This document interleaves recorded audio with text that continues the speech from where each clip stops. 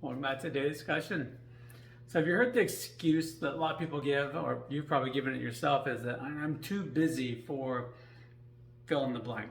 So, we've all done this, and it comes up quite a bit because everybody wants to seem like they're more important than they are. But the reality is that busy is just a construct of your own imagination.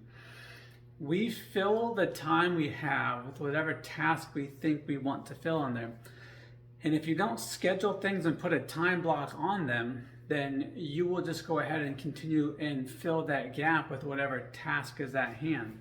So something that should take 5, 10, 15 minutes will frequently take 30, 40, 50, 60, 70 minutes because we don't have that time blocked in there. We just say, hey, we're going to get this done, but we don't actually put a time frame on it.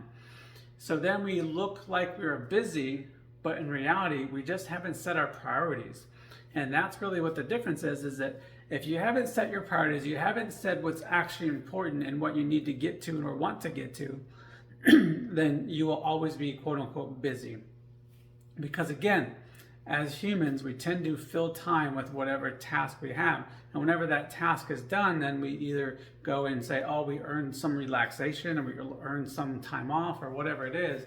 We want to give ourselves a reward for doing something, even if that something took us significantly longer than it needed to be, than it needed to take. So if you are quote unquote busy more often than not, then you probably just need to reevaluate your priorities. See what's actually important to you and start taking things off your plate by saying no to the things that actually aren't important and aren't going to advance you.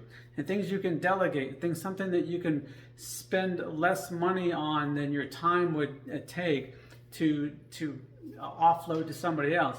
Things like that. There's ways to get time back and be less quote unquote busy so that you have more time for those higher priority things you want to get done.